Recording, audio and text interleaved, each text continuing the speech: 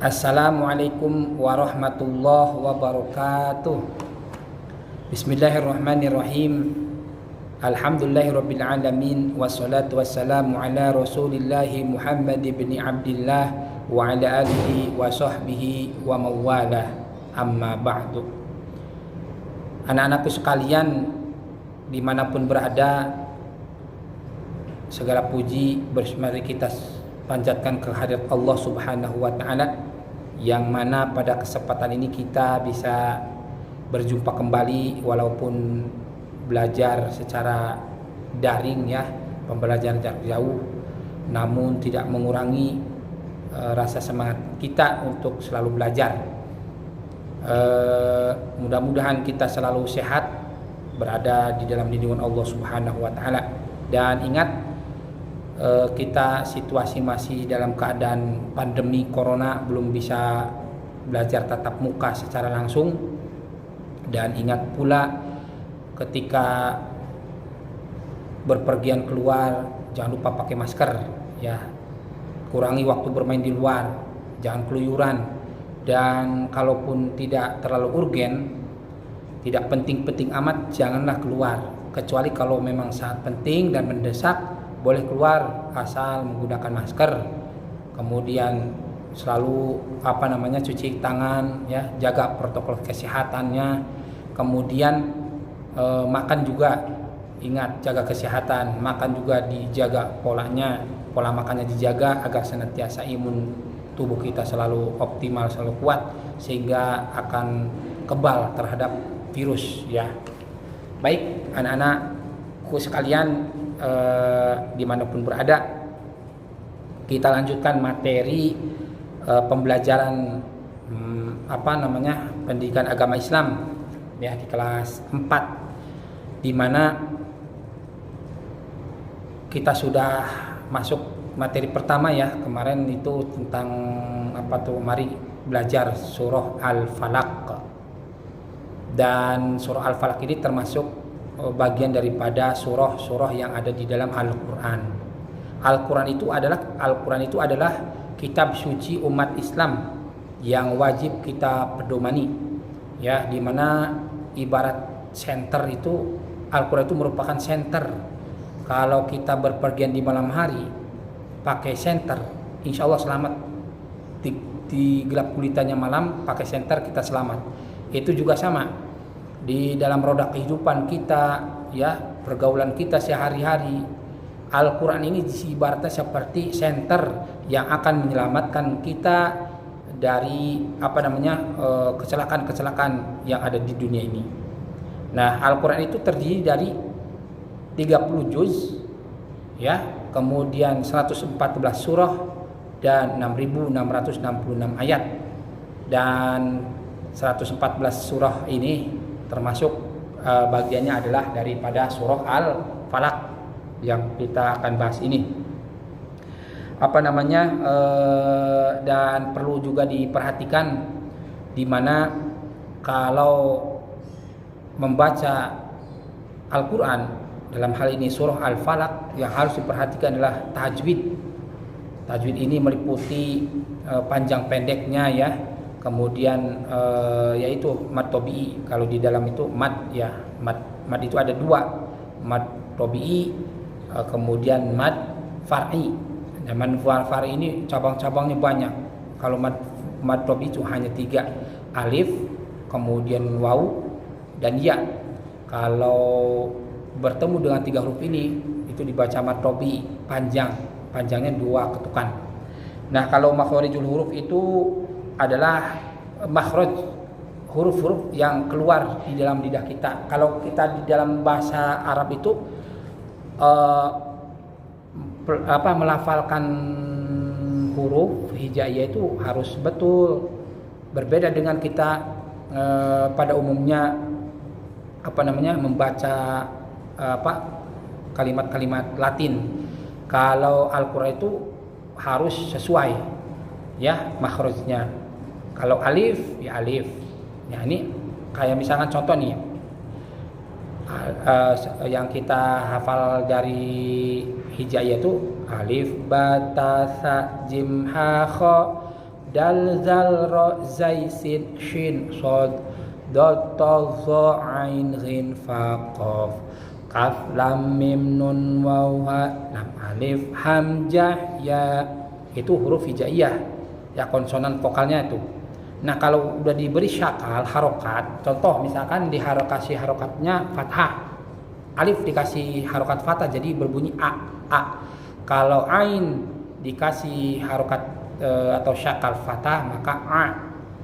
Beda alif dengan ain beda kalau udah di masing-masing diberi syakal fathah. A. Kemudian sa juga tuh, sa yang ada titik 3. Sa kalau pelupal lidahnya agak gini. Sa. Kalau sin yang kecil sa. Kalau udah diberi fathah ya. Kemudian shin besar yang ada titik 3 tuh. Shin besar. Kan ada sin kecil, shin besar. Sha. Sa, sha. Ha kecil, ha besar, ha. A. Ja, za, jim dengan zai. Nah, itulah yang dinamakan dengan makharijul huruf ya. Nah, anak-anak sekalian, di dalam surah Al-Falaq. Nah, ini surah Al-Falaq ini terdiri dari 5 ayat ya. Dan Al-Falaq itu artinya adalah waktu subuh.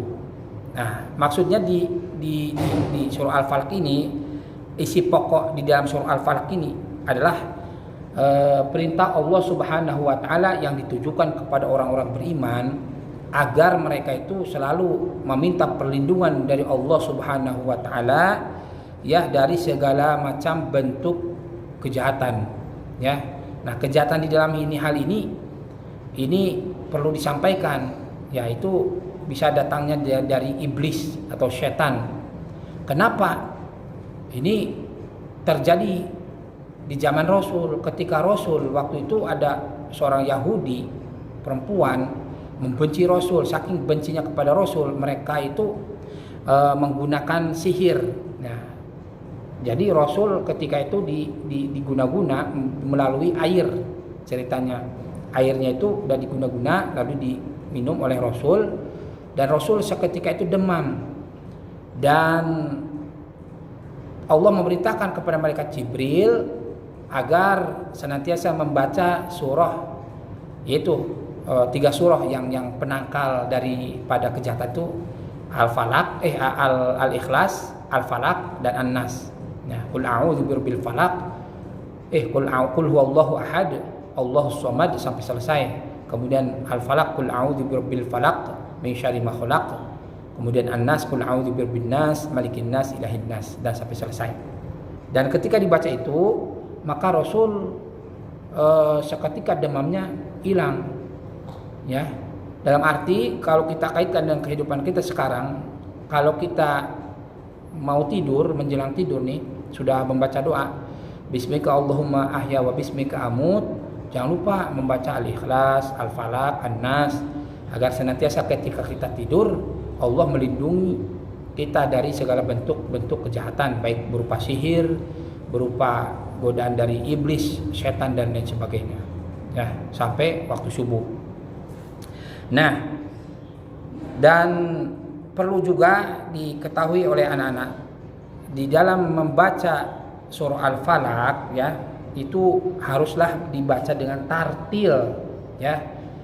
Kan kata Allah Subhanahu wa taala juga di dalam firman-Nya menyebutkan a'udzubillahi minasyaitonirrajim warattilil qur'ana tartila. Nah, bacalah Quran itu secara tartil, secara perlahan, tidak tergesa-gesa ya, tidak buru-buru, tidak cepat-cepat. Ya, santai saja, perlahan-lahan, asal makhrajnya benar, tajwidnya juga benar, ya.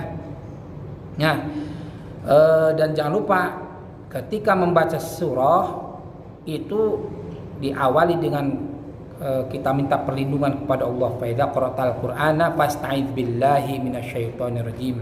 Maka ketika kita mengawali membaca surah, maka mintalah perlindungan kepada Allah dari godaan syaitan terkutuk dengan mengucapkan a'udzu billahi minasyaitonir rajim. Bismillahirrahmanirrahim. Jadi jangan ketika membaca surat itu jangan langsung baca suratnya, baca dulu ta'awudz atau al-isti'adzah dalam bahasa ininya tuh, bahasa agamanya. Ta'awudz atau al-isti'adzah, a'udzubillahi minasyaitonirrajim. Lalu basmalah, bismillahirrahmanirrahim. Baru setelah itu al-falaq atau surah-surah yang lain. Dalam hal ini surah al-falaq yang kita akan bahas.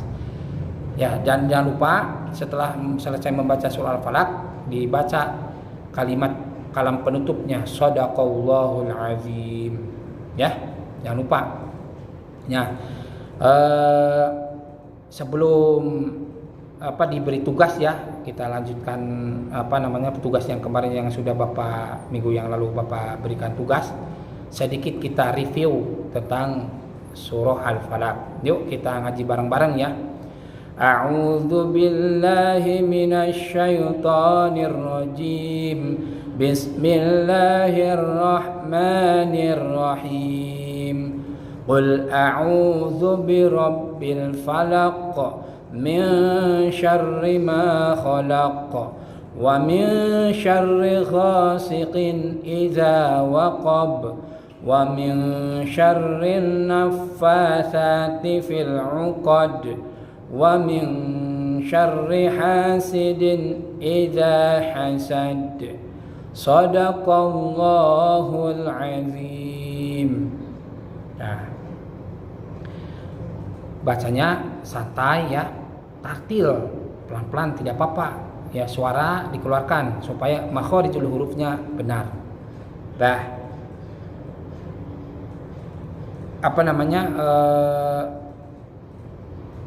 tugas hari ini adalah ya menghafal surah al-falaq ya, tapi dengan terjemahnya. Nah, nanti boleh membaca ayat per ayat, misalkan satu ayat dibaca langsung terjemahnya boleh, atau membaca surah dulu sampai selesai barulah terjemahnya boleh, silakan. Ya, contoh misalkan a'udzubillahi minasyaitonir rajim. Aku berlindung kepada Allah dari segala godaan syaitan yang terkutuk. Bismillahirrahmanirrahim. Dengan menyebut nama Allah yang Maha Pengasih lagi Maha Penyayang. Itu boleh. Per ayat terjemah, per ayat terjemah. Atau misalkan selesai dulu, nunggu sampai shadaqallahul azim baru artinya belakangan, boleh, nggak apa-apa ya. Mungkin itu saja yang Bapak sampaikan. Jadi tugasnya adalah menghafal surah al-falaq dengan artinya. Adapun tugas hafalan ini bukan dengan cara mengirimkan video, melainkan dengan video call. Jadi nanti tesnya itu adalah Bapak secara langsung memonitoring, mengetes, uji hafalan surah al-falaq ini dengan langsung melalui video call. Jadi nanti video callnya diangkat, telepon Bapak angkat ya. Nanti berdasarkan sesuai dengan urutan absen pertama, kedua, ketiga, keempat, kelima dan seterusnya sampai terakhir. Jadi urutan absen pertama itulah yang akan Bapak absen, lalu Bapak telepon. Nah, kalau mendapatkan telepon dari Bapak, panggilan dari Bapak, angkat. Lalu video call-nya dibuka dan nanti kita akan melakukan hafalannya, langsung Bapak menyimak lewat video call, sehingga nanti kalian bisa diarahkan hafal atau tidaknya nanti kelihatan di video call ya. Bisa dipahami ya. Mungkin itu saja yang Bapak sampaikan, mudah-mudahan bermanfaat. Akhirul kalam, wabillahi taufiq wal hidayah wal inayah. Wassalamualaikum warahmatullahi wabarakatuh.